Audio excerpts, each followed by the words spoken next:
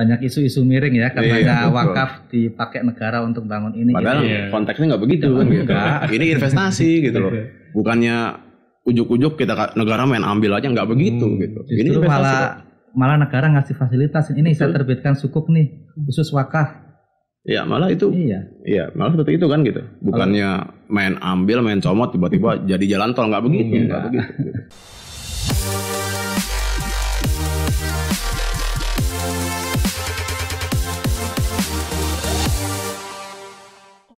Assalamualaikum warahmatullahi wabarakatuh. Pemirsa, teman-teman podcast Bimas Islam To The Point kembali hadir lagi di hadapan Anda. Kali ini kita akan membahas sebuah tema, yakni bagaimana sih wakaf di mata milenial.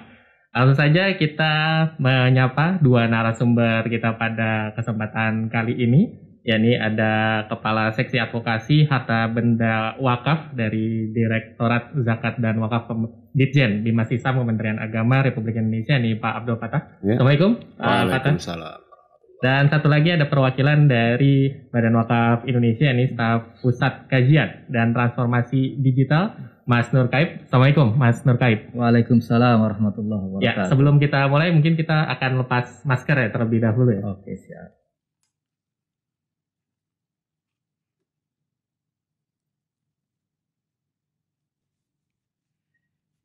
Ya, para pemirsa podcast Bimas Islam To The Point, ini mungkin akhir-akhir ini memang lagi gencar ya disosialisasikan oleh pemerintah terkait dengan gerakan wakaf. Nah, sebenarnya seperti apa sih atau apa ini perbedaannya antara wakaf dengan zakat, infak, dan sedekah ya? Karena nampaknya masyarakat di umumnya itu masih kurang begitu paham mengenai wakaf. Mungkin bisa ada penjelasan dari pihak Kementerian Agama dalam hal ini Pak Fattah, silakan. Ya, bismillahirrahmanirrahim. Jadi memang zakat dan wakaf itu merupakan pranata ekonomi Islam. Jadi zakat itu memang sudah dijelaskan, sudah banyak penjelasan tentang zakat dan baik di Al-Quran maupun di hadis bahwa zakat itu sifatnya wajib. Nah, wakaf ini memang di dalam Al-Quran memang belum ada penjelasan tentang wakaf, tapi wakaf ini dipraktekkan langsung dicontohkan oleh baginda Rasulullah pada zamannya, yang memang bertujuan untuk kemaslahatan umat secara keseluruhan begitu. Jadi memang wakaf belum diwajibkan. Memang bukan wajib ya, memang itu adalah sunnah. Tapi yang menjadi titik vitalnya bahwa wakaf itu menjadi suatu amalan jariah, yang jariah itu ibaratnya investasi kita untuk di akhirat nanti gitu. Jadi memang wakaf ini memang salah satu yang bisa, amalan yang bisa menolong kita nanti di akhirat. Mungkin penjelasan kasar seperti itu mungkin bisa ditambahkan oleh Pak. Kalau dari BWI sebenarnya bagaimana untuk menjelaskan perbedaan antara wakaf dengan zakat, infak, dan sedekah yang mungkin sudah diketahui oleh masyarakat secara umum? Iya, zakat, infak maupun wakaf itu sebetulnya sama-sama baik ya, sama-sama filantropi, sedekah, donasi. Saya ngasih perumpamaan nih, misalnya kalau saya ngasih ayam potong nih ke Mas Boy, Mas Boy ini ayam potong silakan. Mas Boy pasti kan dipotong, dimasak, dimakan habis ya kan, atau diberikan tetangga. Itu zakat sama infak, sedekah seperti itu. Kita salurkan, dihabiskan. Kalau wakaf enggak. Perumpamaannya kita ngasih ayam petelur, Mas Boy ini ayam petelur, tolong dirawat yang baik supaya bertelur tiap hari. Lah, telur tiap hari ini yang kemudian boleh dimakan, boleh disalurkan pada masyarakat. Ini wakaf. Kalau wakaf itu spiritnya itu prinsip utamanya dua. Menahan pokoknya, menyalurkan hasilnya secara terus-menerus. Tadi itu ayamnya kita pelihara, terus kemudian telurnya itu bisa jadi sedekah terus-menerus. Itu wakaf. Ya, betul. saya tambahkan lagi dari sisi penggunaannya ini, penyalurannya ya. Kalau infak sama sedekah atau zakat itu sifatnya untuk operasional nih, misalnya ada tetangga kita yang kurangan, ada yatim yang butuh beasiswa misalnya.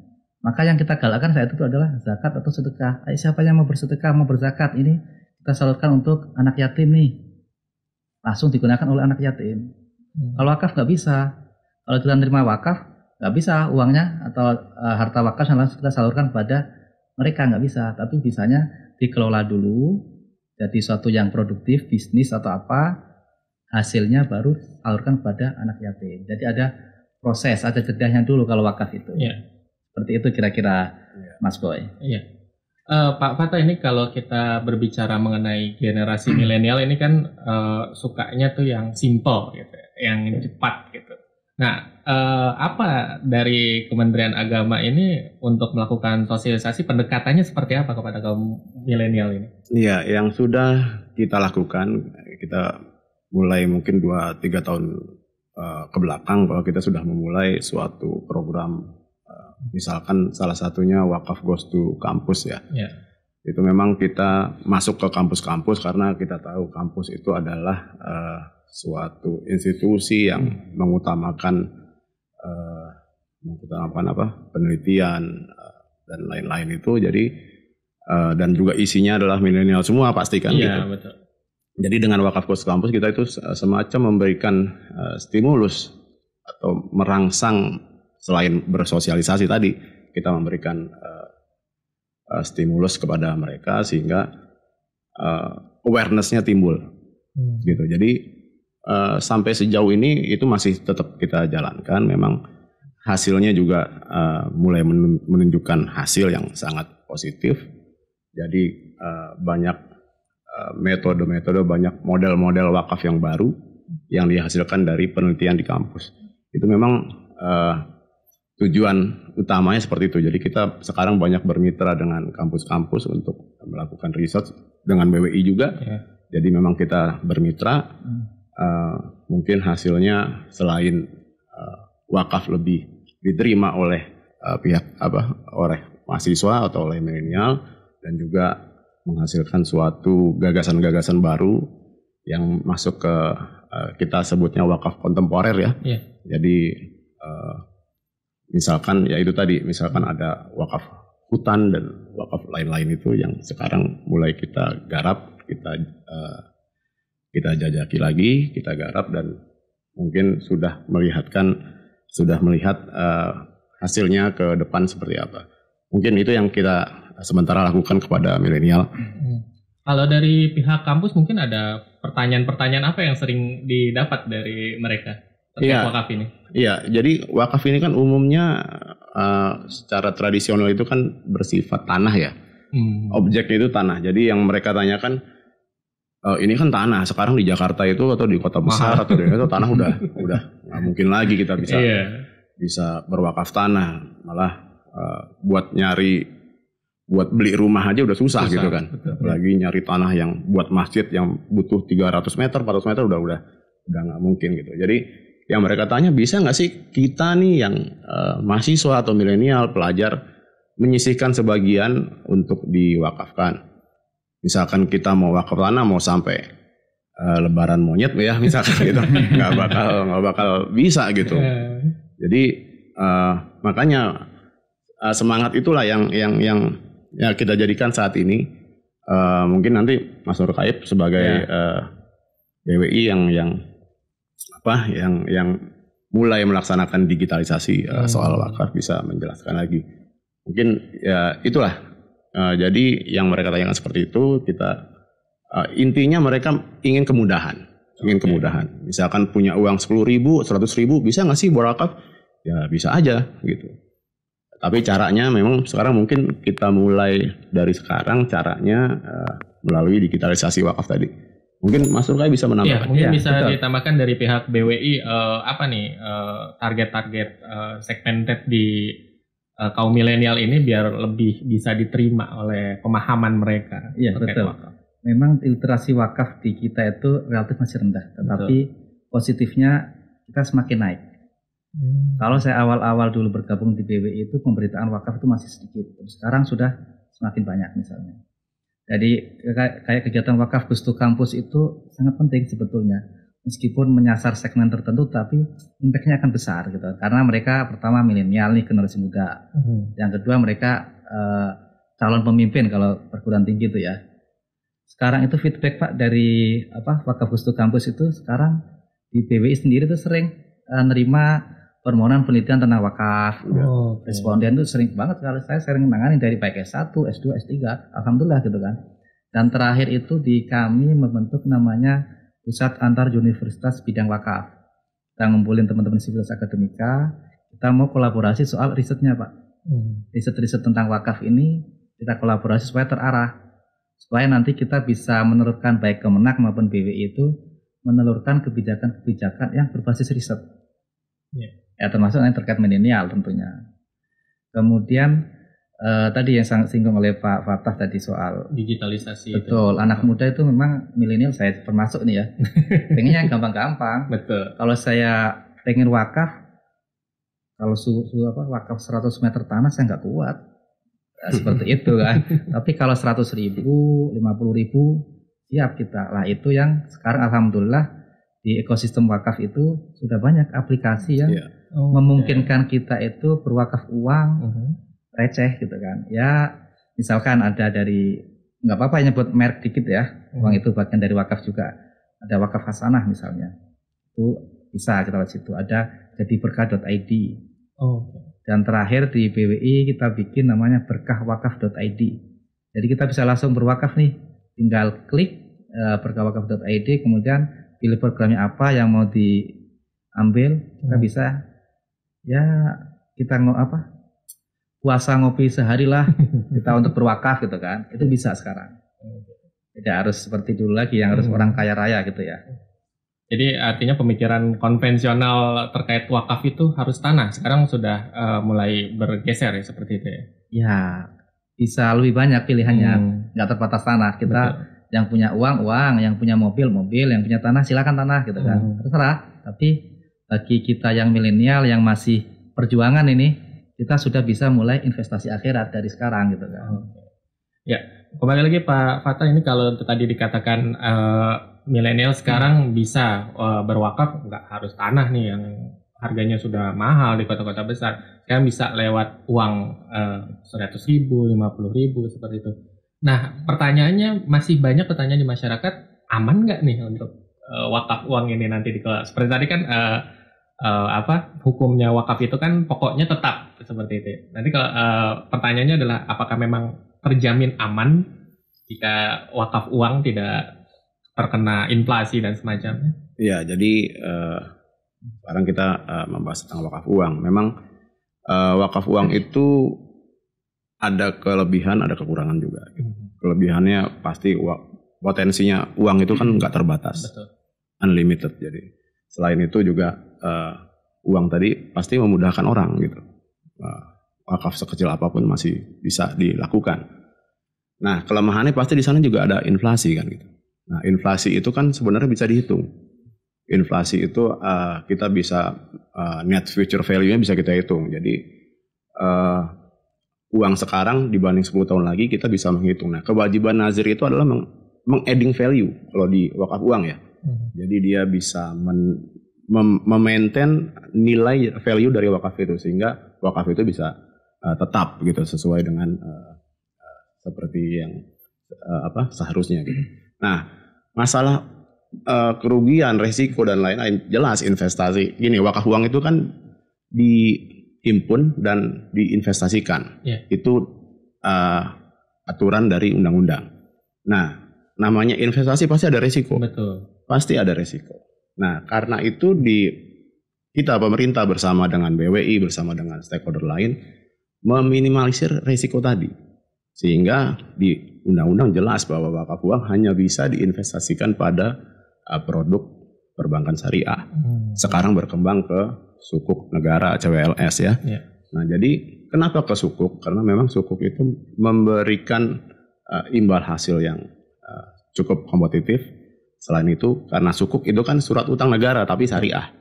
Nah, ibaratnya negara yang berhutang ke wakaf tadi, sehingga secara resiko dalam instrumen investasi sukuk itu atau obligasi itu paling minim, paling rendah resikonya.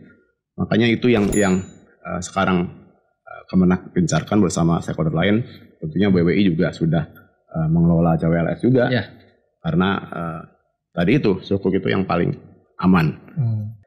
Bahwa dari investasi wakaf itu kan wakaf uang ya sekarang kita bicara. Jadi ada dua cara, menurut undang-undang nih, ada dua cara. Satu melalui investasi di perbankan syariah, satu lagi bisa investasi langsung. Nah, di investasi perbankan syariah tentu kita memilih instrumen investasi yang memberikan imbal hasil maksimal, kompetitif lah. Terus juga memberikan suatu pengamanan, suatu sekuritas security yang bisa dipertanggungjawabkan.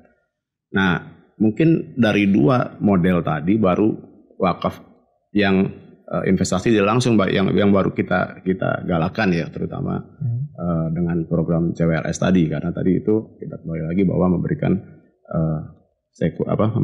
resiko yang kecil karena itu ditanggung oleh dijaminkan oleh negara gitu. Makanya dulu itu menurut undang-undang juga, jadi orang berwakaf berwakaf uang harus datang ke bank. Itu masih seperti ini regulasinya masih begini. Sampai sekarang masih begini. Oh masih. Jadi orang tuh harus datang ke bank, minimal berwakaf 1 juta bisa keluar sertifikat wakaf uangnya. Nah, karena aturan yang seperti itu ya, jadi tidak memudahkan gitu kan. Betul. Harus ke bank dulu. Kita ke bank aja udah lama kan ya. Bayar uang 1 juta baru keluar. Kita aja kerja, maksudnya kita mesti mikir-mikir kan, ke kantor itu bisa 2 jam 3 jam, ini suruh datang ke bank lagi. Belum antri lagi ya. Belum antrinya. Ada juga mungkin yang kejadian begini, datang ke bank malah banknya nggak tahu gitu. Itu ada juga yang begitu gitu. Nggak paham masalah. Nggak paham itu, bahwa dia itu sebagai LKS PWU. Itu ada juga cerita-cerita seperti itu. Iya. Makanya dengan kondisi yang terbatas seperti ini apalagi sekarang zaman teknologi ya harus mengikuti. Kita harus mengikuti alur teknologi. Makanya di BWI sekarang mungkin ada bagian khusus yang menangani itu, Mas Terkait ya. Tadi saya bilang itu kita udah bikin berkahwakaf.id. Jadi kalau teman-teman mau berwakaf bisa lewat situ. 100.000, 10.000, 20.000 silakan. 1 miliar nggak apa-apa juga. Kalau tadi kalau soal aman nggak sih wakaf uang itu kan? Betul. Menurut saya sih aman. Kalau supirnya juga aman. Yang penting supirnya dulu nih. Maksudnya seperti apa tuh supirnya? Nadirnya. Betul. Kalau supirnya ugal-ugalan ya meskipun jurusannya Blok M, kalau dia mampir-mampir dulu gawat juga kan, nggak sampai-sampai kan. Nadirnya harus ini, kalau wakaf uang nadirnya harus yang ngerti investasi dong. Jangan nggak ngerti soal keuangan tapi nadir wakaf uang. Karena ini kalau uang itu kan bisa jadi sebagai harta wakaf kan kalau diinvestasikan. Betul. Kalau kita simpen di bank, kita jadikan bantal ya terkena inflasi habislah kita. Tapi kalau kita nadirnya itu seorang fund manager yang ngerti investasi risiko aman, sukuk aman, deposito apalagi, investasi saham aman kalau dia ngerti, investasi real aman kalau dia ngerti ilmunya. Biasanya yang saya tahu kalau manajemen risiko ketika fund manager ngelola uang ya, itu biasanya gini, dia sekian persen kecil gitu dia untuk yang risiko high gain, high risk. Yang risiko tinggi tapi imbalansinya tinggi. Yang paling besar itu nanti di investasi yang risikonya rendah, tapi ya gitu gainnya rendah juga. Artinya apa? Ketika nanti yang high risk ini gagal nih, dia bisa tercover dengan yang low risk tadi. Yang low risk tadi itu, yang besar itu. Jadi yang penting kita lihat supirnya dulu nih kalau wakaf uang. Kalau supirnya ugal ya bahaya juga. Meskipun taruh deposito, kalau dia yang nggak amanah ya habis juga uang kita. Bahasa kerennya sekarang nazir itu ya itu portfolio manager. Betul. Bahasa kerennya gitu. Jadi dia harus menguasai ilmu-ilmu investasi tadi gitu. Yang khusus wakaf uang itu terutama ya. Khusus wakaf uang dan wakaf produktif ya gitu ya. Jadi mereka itu ya tadi selain fund manager ya portfolio manager juga harus ngerti uang itu ditaruh di mana, beserta resiko-resiko yang mengikutinya kan begitu. Dan mitigasinya ya penting itu ya. Betul. Kalau ini gagal gimana mitigasinya? Nah itu dia harus punya plannya itu. Ada plan di Betul. Makanya karena kita di Kemenak sekarang dan BWI lebih mengarahkan ke CWLS gitu. Karena memang CWLS itu kan sukuk ya, surat utang negara syariah. Surat berharga syariah negara, betul. SBSN. Jadi itu yang di cover oleh pemerintah. Jadi imbal hasilnya bisa menutupi inflasi tadi di atas inflasi. Selain itu memberikan keamanan yang sangat tinggi. Jadi intinya ya kehati-hatian tadi. Karena ini uang umat ya, apalagi uang harus dipertanggungjawabkan secara maksimal. Karena wakaf ini bukan hanya nilai ekonomis tapi juga nilai ibadah ya yang harus kita tekankan. Tadi dikatakan bahwa salah satu upaya untuk mensosialisasikan kepada kaum milenial adalah dengan Ghost to Campus. Mungkin ke depan dari pihak Kementerian Agama apalagi yang akan dilakukan untuk lebih memasyarakatkan lah istilahnya wakaf ini? Ya selain itu kan berarti tingkat literasi yang harus kita naikkan gitu. Jadi selain wakaf Ghost to Campus juga kita memulai dari bawah dulu ini. Bahwa mesti kita sadari bahwa Kementerian Agama itu punya hampir 6.000 KUA. Iya. Punya sekitar 45.000 penyuluh agama. Jadi kita mulai dari bawah, dari penyuluh dulu, kita berikan literasi yang cukup bagi penyuluh, kita bekali mereka dengan pengetahuan sehingga mereka bisa mengkampanyekan wakaf uang dan secara khusus dan wakaf secara umumnya kepada masyarakat. Mungkin bisa menyasar ke catin-catin calon pengantin di KUA tadi untuk diberikan pemahaman tentang wakaf. Itu tadi kita mulai dari bawah dulu.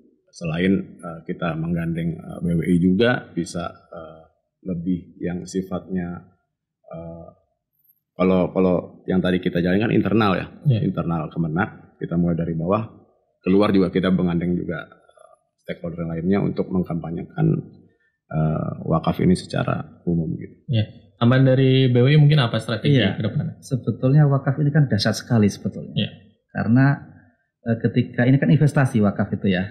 Ketika Umar punya tanah di Khaybar, dia minta konsultasi ke Rasulullah, ini tanah mau diapain Rasulullah sebaiknya? Kata Rasulullah, tahan pokoknya, salurkan hasilnya. Nah itulah karena ditahan pokoknya itu hasilnya itu akan terus menerus akan bisa kita nikmati oleh masyarakat. Pasti juga pahalanya pasti mengalir gitu kan. Ini investasi gitu kan. Jadi kalau teman-teman milenial terutama ya, kalau sekarang punya impian, saya pengen passive income deh, 40 tahun pengen pensiun, nanti uang bekerja untuk saya tinggal menikmati hasilnya. Kita ini coba horizon kita perpanjang lagi nih. Kalau kita hanya mikir sampai kita tutup usia, coba kita horizon waktunya tambah lagi sampai setelah tutup usia. Setelah sampai 1000 tahun, 2000 tahun lagi, kita tetap dapat passive income.